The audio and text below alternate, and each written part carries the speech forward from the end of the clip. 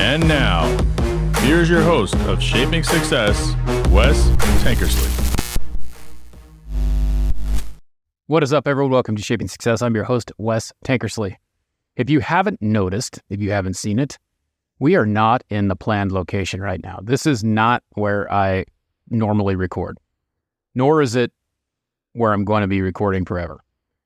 We currently are in the process of getting everything moved into the new house. Now, this area is supposed to be for guests. It's a guest room, and it may be a little bit louder than normal. We're getting a little bounce off of the screen. Although it might sound just like it did before, because my previous place was a temporary recording space. When I first started this podcast, I was sitting at a plastic desk or plastic table in my garage with an iPad and 2 lab mics. I currently am sitting at the same frickin' table, just because it is a temporary recording space. So Jay and I had been talking back and forth about it. If you listened to last week's episode, you know that Jay co-hosted it, or guest hosted it for me, which I thought, hey, let's just do a guest host for a time. We had Wolf K do it before, and Jay's got some really good insights, and I bounce everything off of Jay and talk to Jay all the time. So this is nothing new. Jay and I are really good friends, and I thought, he'd have a good message to talk about. So we had Jay do that. He talked about time, and that's something that, do we have enough time? Whatever. Those are the types of things he talked about. And I say whatever because I've listened to the episode, and you should listen to the episode and hear his take on time, because I feel like Jay's that guy who does so many things. Like, he's going to edit this podcast for me. He is going to be the one who edits this. So he's going to have some feedback on how it sounds, where I'm at, because I'm going to have to record a couple episodes this way. The struggle is interesting because I've been waiting so long to have this studio, and now I have this studio, and I have to be patient about doing it right. It's a great space. It has decent lighting in it. I'm probably going to have to add some more like soft lighting once I get it completely set up. And it has soundproof walls. It has sound treatments inside the walls. Not soundproof, but like it has quiet rock, which is something that I was really adamant about having. It has its own little mini split in it, so I have some air conditioning. The idea is to make it an inviting place to have people come and actually sit down and do an interview in my studio. The only thing I wish I would have done was put a bathroom on it, because it would have been easy just for them to just walk. If you have to go to the bathroom, you go to the bathroom. Otherwise, you got to go in the house. It makes it so that they don't have to come into the house to do anything. But you know what? Money ran out. That's the way it is. This house is bigger and more expensive than anything that I ever thought that I would afford. It's a beautiful home, and we plan on living here for a very long time. However, things get expensive. And so in order to make the studio space the way that I want it, I need to have a couple things going on. And it's not quite there yet. I got some cabinets from the builder. She was gracious enough. She did a remodel. She handed me these cabinets, said this would be good ones for your studio. However, I looked at them and in the space, and they're just not going to fit the way that I want. I want to be able to put, Jay and I talked about this because he's like, well, yeah, I got to visualize the space. I got to understand how it's going to work. And we talked about it, and we looked at it, and we went back and forth, and he's like, you should draw it out. I'm like, well, I've drawn it out in my mind a million times. He doesn't see that because he wasn't there when I designed what I designed. But I have the space. It's off the garage. It's a rectangular space. And the idea is to put some cabinets with a butcher block countertop on top of them, make it look really kind of industrial, some floating shelves, and put my memorabilia up there, because I have like a bunch of Giants stuff, bobbleheads, things like that, the things that I am into and the things that I want to showcase so that people can see them. And I need to make a place for that to happen. And I also have my grandfather's chair that is being refinished, that will be sitting in the corner as if it's like he's watching me, podcast and talk. So kind of a cool thing. This chair has been in the family for a very long time. So I look forward to showing that to you guys as well. And it is, I'm very proud of what it is. I'm very excited for what it is. And it's something that we will be doing and moving forward to get it where it needs to be. Speaking of move forward, grab yourself a move forward shirt. Someone ought to put that on a shirt, and I did. So if you want one of those, hit me up, $27. If you're watching, you can see it. If not, go check me out on social media. I posted about it millions of multiple times. So they are great shirts, next level suede, very soft, say move forward on the front. Got a couple things on the side, and we're working through that. Shirts, get them, help me improve the podcast. Jay said not to say that in the beginning or the middle, so, But anyway, these are some of the trials and tribulations and the things that have been going on with moving. Getting everything unpacked, it always seems one way in your mind, and then it ends up being something completely different because you have to realize that it does take time, right? So it's taking time. We unpacked. We started out getting ready to move on. We were supposed to move the Friday of Labor Day. And my little brother, thank God that I had him, help me move the whole damn house, including a storage unit that was full as well. So we've been living in a rental for a while now. It's been super interesting the way that has worked out. And we're lucky that we're in where we're at now. And I hate the word lucky. I shouldn't say lucky.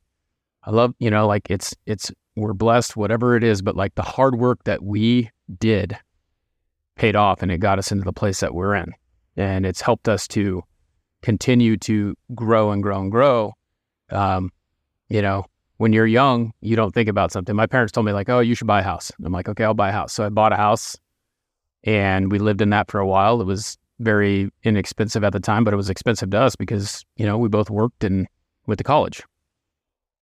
And then I ended up quitting college and we had to sell the house because the job that I had made me relocate. So we sold it and then we didn't have a house for a while. And then we got one house and luckily the economy was where it was at and we were able to sell it for more than what we paid for it. And then we bought something bigger and then we were able to sell that for more than what we paid for it. And now we're in something bigger. And I don't think that's going to happen this time. The plan is for this to be the forever home. So we're working through those things. And my wife, when she's unpacking things, she wants to make sure that they go exactly where she wants them.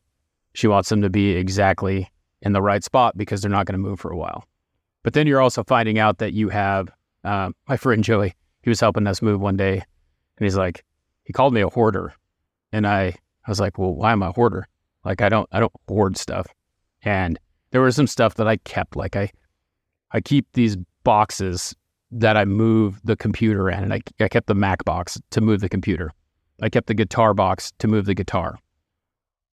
And we started thinking about all these things that we have. We had to go get a dumpster because there's not enough, we kept boxes for like 3 years because we knew we were going to use them again to move when we moved out the last time. We're like, we're not going to get rid of those. We're not going to buy them again. And so we kept those boxes and then now we're getting rid of them. But we're having to either recycle them or fill up a dumpster or whatever. We have stuff that we're like, we don't need. We like to donate stuff. So we're donating lots of stuff. And we're like going through this stuff that we haven't had because when we sold our house last time and moved into this rental, we put half the stuff in the storage unit so that we could, we just got what we lived because we knew it was temporary. It wasn't planned on something that we were going to stay and do, forever. So we worked through that. And now we're going through stuff again. That process is a difficult thing. If you've ever moved before, you know exactly what it is. And it's funny because we have a lot of stuff, but I started to think about why we have what we have. And my parents, they kind of are the same way. It's interesting to think about the way that when you're brought up that you don't have a lot of stuff. Like we grew up in the 90s. My parents had 3 boys that were growing. They couldn't really afford everything, but they had enough. They got us what we needed. We survived, right? We had what we needed, but we also didn't have what everyone else had.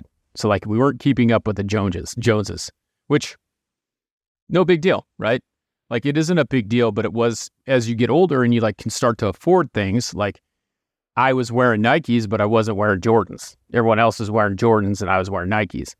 Not a bad thing. At least I had Nikes, I didn't have something else, but we couldn't get the things that everyone else had. So we had enough. When you're buying 3 pairs of shoes for 3 kids that are growing alarmingly fast,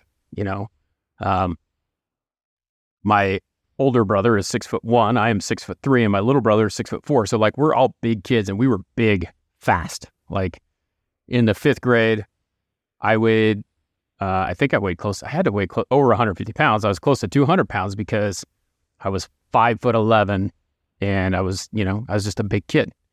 Same thing with my little brother. Like, we all did all our growing early, where there's a lot of people who catch up later. But anyway, buying clothes, buying all that stuff, it's hard to keep up. So my parents didn't have the things that they wanted because they were busy providing us with the things that they needed. So when they got older, they bought the things that they wanted because they could. Same thing with us. But then we have all this extra stuff and we have a hard time. It's like, I worked for that. I paid for that with my own money. It's hard to get rid of something. It's hard to be wasteful. So then you got to donate it or try and sell it. I don't have time to sell it. I don't have time to, like a big item I might put on Facebook Marketplace, or, sometimes we used to put it on Craigslist, but I just don't have time to do that. And my wife doesn't like interacting with people, so she doesn't want to do it either. So we just end up donating it. And it's good stuff and it gets donated, but we have to be able to break free from that. I was looking through my clothes that I have in my closet, and it's like I get sentimental about shirts that I got when I was coaching baseball. Like when I was a head coach for Marsing, it was like, this is my logo I created. That is my shirt. That is my hat. These are the things that I created. So I have a hard time saying, I'm going to let this go, because if I let it go, then it's almost like a piece of me was gone, and it's not. It's there. I have the memories. I have the pictures. I have the photos. I have all those things. So I'm learning to let go of stuff, which is a tough thing when you move, because you're like, I have this for so long. Am I really using it? Is it something that I really need? And I have to decide that on my own. So that's one of the tough things that's been going on with moving. This move has been crazy. We've got the majority of it done. We're having to make new, we have to have new routines, because we lived in Boise. Now we live in Caldwell. All of my jobs are in, I do have some in Caldwell. I do have some in Nampa, if you know about the Treasure Valley, and I do have some in Boise. Well, if you live in Caldwell and you have a 9:00 appointment in Boise, you're going with the traffic. Everyone is living out here and going there. And so you're going with traffic. So it makes it really difficult to get there. And so I'm having to make adjustments that way. My wife has gone back to work part-time, so she's working during the week. Well, this morning we had to make an adjustment, right? I had to drop my daughter off at school. My first appointment was at 9:00 in Meridian. I had to be there by 9. I had to drop my son off in Star, which is a little bit further away. And it ended up being a 45-minute drive after I took a 45-minute drive to drop my daughter off. All of this to go like 15 miles. Crazy. It's the way it is here. It's the way that this area has grown so fast, so much, that it makes things tough. So I'm stressed out about that. And it's really about making adjustments. I have to make adjustments. I have to have some patience in what I'm doing. And that's where it goes with like the studio. It's like, I could get it going right now. I could slam those cabinets in the wall.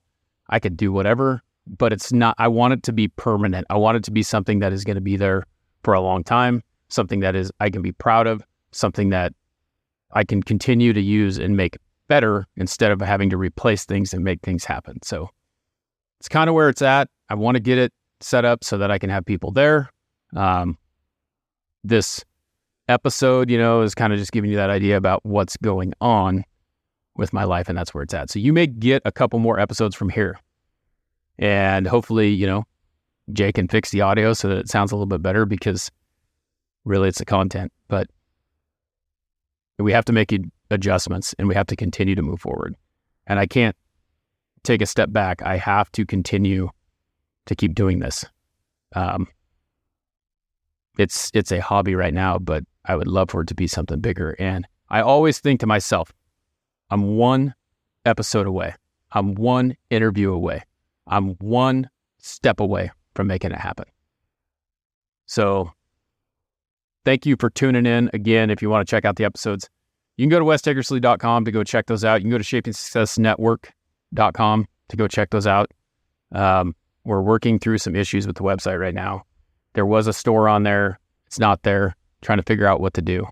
I'm at a point where I can't really pay anyone to fix the website. So we'll have to figure that out. But I can continue to record. I can continue to push things out and continue to work through it. If you want to sponsor the show, hit me up. Let me know. Wes@westankersley.com. If you have any suggestions, guests, let me know. I'd love to have people on and just talk about how they created success. We got to get that studio set up. I wish I knew someone who was handy, but I'm going to be the person who is handy. I'm going to get those cabinets set in there, and then we're going to keep moving. So today, move forward. Hit me up if you'd like a shirt, $27 shipped. I got a couple different colors. On TikTok, I posted a video about maybe doing an orange one, but we're going to have to pre-sell them. If you want one, you're going to have to let me know. And if I can get 10 of them pre-sold, then I'll pull the trigger and get some orange shirts. Until next time, I challenge you to find the shape of your success.